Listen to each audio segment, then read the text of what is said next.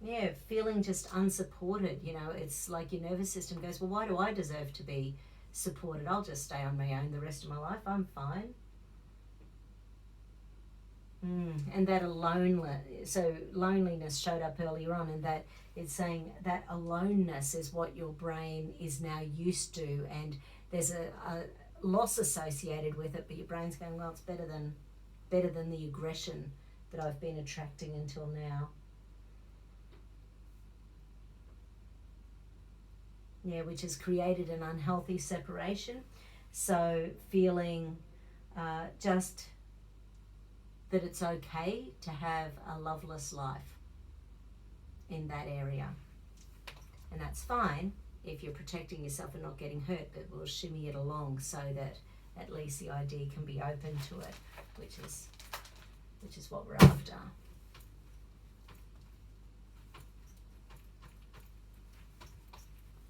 Okay. So once again, fear of aggression, fear of bullying. And hope. Beautiful. Okay. So once again, where do we need to go? Oh, I think we might have just hit a survival pattern. So let's just have a squeeze. And I think it's hidden deep survival. And hold. Okay. So it's only just shown up with all that information from the hippocampus. And with long-term stress, the hippocampus shrinks. So when we're in survival, the hippocampus can shrink down to, this doesn't happen with most people, but down to 10% of its size. And then what our brain is supposed to do is fight the tiger, you know, do the work we need to do to get out of that absolute survival situation. And then that's done. And then our brain gets more blood supply, nerve supply, and then the hippocampus regrows again. But when we are in survival, and it took a while to actually find this survival pattern, it wasn't showing up we needed a lot of information, so it's really well hidden in there for you. So, and once again, that's how you're living such a fantastic life. You know, all the stuff that are really good in your life. So, okay. But this little area of the brain that goes, I don't need love, I don't need people at my house, I'm okay to be alone. You know, that part of the brain has real conflict. So even though it's been suppressed, your brain's been hiding the pattern from yourself that it's actually causing you stress. Because the first little area in the PVSS, paraventricular survival system, is the orbitofrontal cortex, hold out, which is to do with conflict in the brain. So your brain would rather suppress the survival pattern rather than think about it. And once again, there's a pain and punishment circuit in relation to that.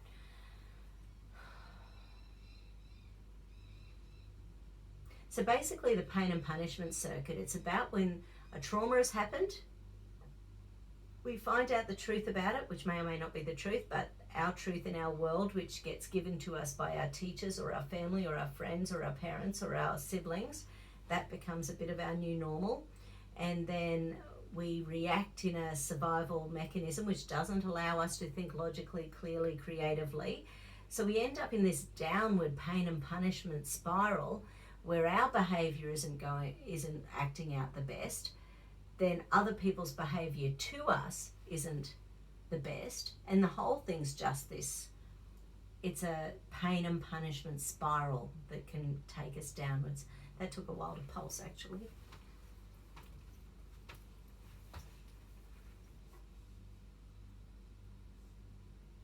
Yeah, okay. And the next little area showing up, this one might actually be to do with the lack of being able to have calm in your life, because this one's the subclausal gyrus. Sorry. All good. It just wants you to suppress your anger. Yeah, so it is rage and anger. Once again, it's about that aggression in your life.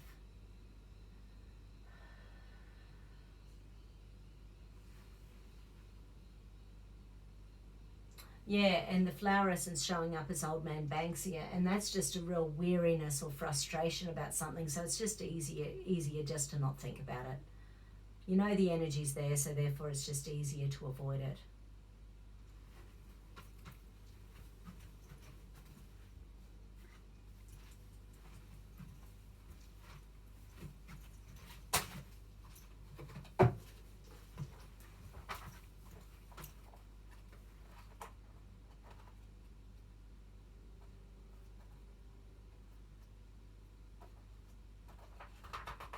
So Old Man Banksia.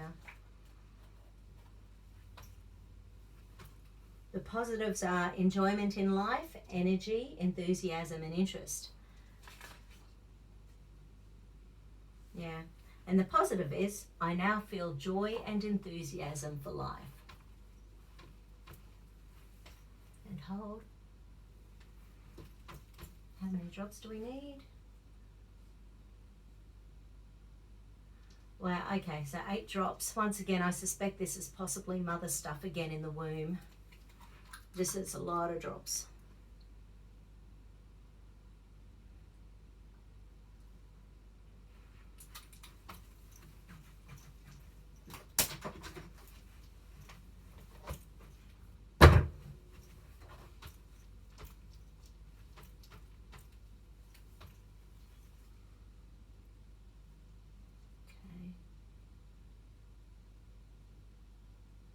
Okay.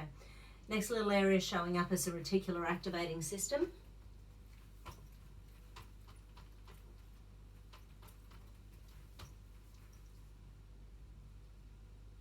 Yeah, okay.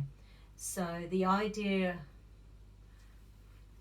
So one of the things about being ADHD that I've found for lots of my clients is that because there's this constant energy running on adrenaline, noradrenaline, cortisol, that feels quite good. So people don't notice in underneath when there is like, it's like that energy becomes so familiar and so powerful, it becomes quite addictive. So actually having calm and peace in your life is almost like the enemy. Your brain doesn't want to go there, because if you actually calm down that anxiety, that adrenaline, noradrenaline, cortisol, then there'll be space, and space usually means sorting things out. So this is low serotonin creates more vigilance. So we've not got to pick up your serotonin. So when the reticular activating system, it's deliberately switching off your serotonin because it wants you to stay vigilant in your life so you don't miss the next time there's aggressiveness around. And I think the thing to remember is that you're an adult now. You can say no to aggression. You can say no to bullying. You can stand up for yourself.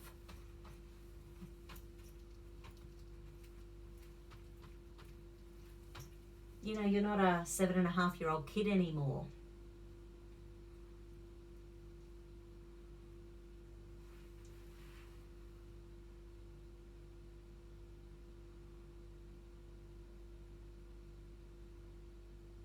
Yeah, I've had clients I just had a few clients going through my head, and it happens where sometimes people even attract, and I'm not deliberately, but attract that aggression in their life even into their adulthood. And and I remember this couple of brothers that I was treating for a long time. Well, one of them, he used to come in regularly for treatments because his brother was such a bully. He would do crazy stuff. Like, they were farmers, so the brother would like hit him with the truck and knock him over the bridge, and he'd fall 3-4 meters down, or he'd get him with a bit of iron and whack him. And this guy, the bullied person, not the bully, but the bullied person kept taking out DVOs in Australia, domestic violence ordinances on him. Judges would never do anything. Police would never do anything, even though there were physical fractures, there were physical damage, there was broken things. And it's so hard to get that aggression to stop, except for getting away from it sometimes. Some bullies won't stop. Some aggressive people don't stop. But yeah, in relation to that, there's two things going on. Your brain's deliberately trying to switch off your pleasure reward centers so you don't go into a relationship where you might get hurt, because underneath there's real frustration, rage, anger that you've allowed it in the past. And that's sort of when you have to think, hey, I was a kid. What else could I have done? You either have the personality as a kid to be able to stand up for yourself, or you don't. I certainly didn't. I know some kids do these days, but there's a real spectrum of what our nervous systems have been through as to what they can cope for in any situation.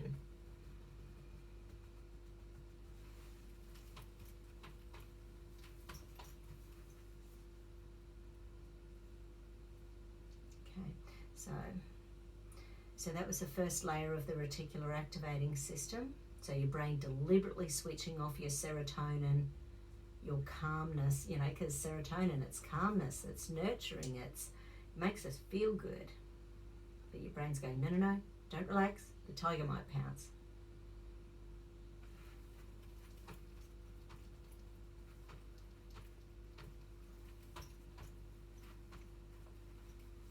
Okay, so I think that's all with the survival pattern. Let me just go in and check. And hold.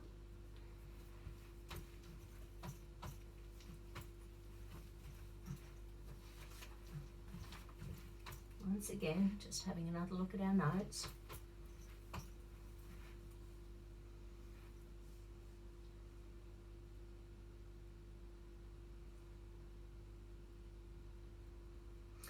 Like even in relation to the Ritalin, there's things in Australia. We've got tablets called Bramitone, but basically, like, there's heaps of places you should be able to get them. But the sort of things like Brahmi, which is a nutrient for the brain, and ginkgo, that combination is really good for short and long-term memory in your brain. But they just help to spark up the brain. And there's an extract of green tea that works sort of like Ritalin in the brain. So I'll try to find some research for that and email it to you. Please send me an email and remind me if I forget. But I'll send you the copy of, what's in one of our products that we get here in Australia, so you can try to find that where in the Netherlands. I'm sure there'll be something. But the other thing is in relation to, so that you don't need the Ritalin very often. I know you don't take it, but basically by doing that regularly, you actually help to open up pathways that might have been calmed down because your brain's going, no, don't relax. So it just helps the brain to work that little bit better long term. Good doses of fully purified fish oils can be an idea as well. So you know that fish oils can have lots of toxins in them, so we want ones that have been cleansed very, very well of all the pollutants. Like Nordic Naturals and Orthoplex and Metagenics are the ones I use.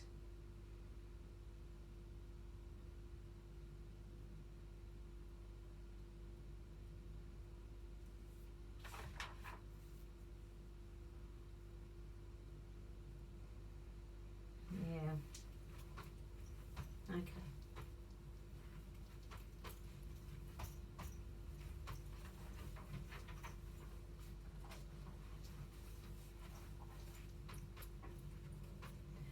I release all emotions causing my energies to drain. Hold.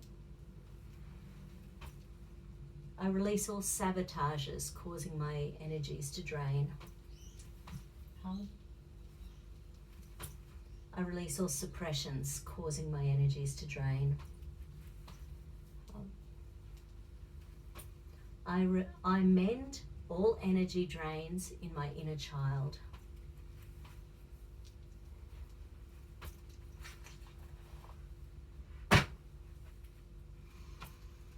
I deserve the best. I deserve to have a calm and happy place to live. I deserve a calm and happy place to live.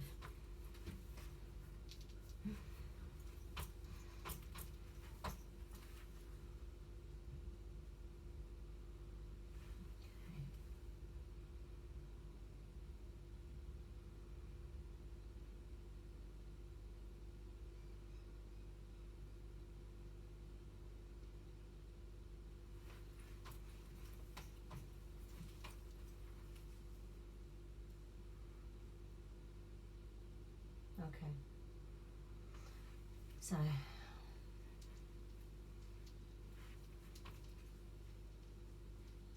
we'll upload this afternoon.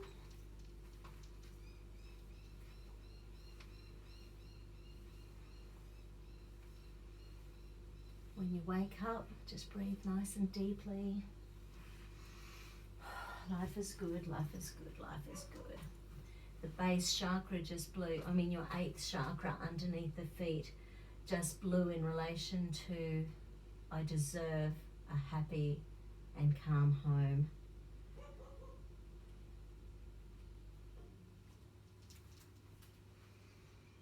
So I don't know if today is a day you can get out and go for a walk and get some sunshine and enjoy that perfect weather over there. Hopefully it's not storming and freezing or snowing or something, but it looked like it was going to be beautiful. Okay.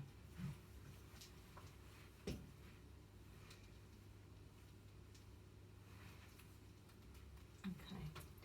This is a new program for this body now, and in the future the old program for this body is no longer necessary now in the future.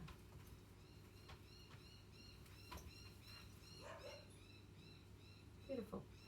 Excellent. Thanks, Paula. Thanks, Shelby. That's all right. Talk soon.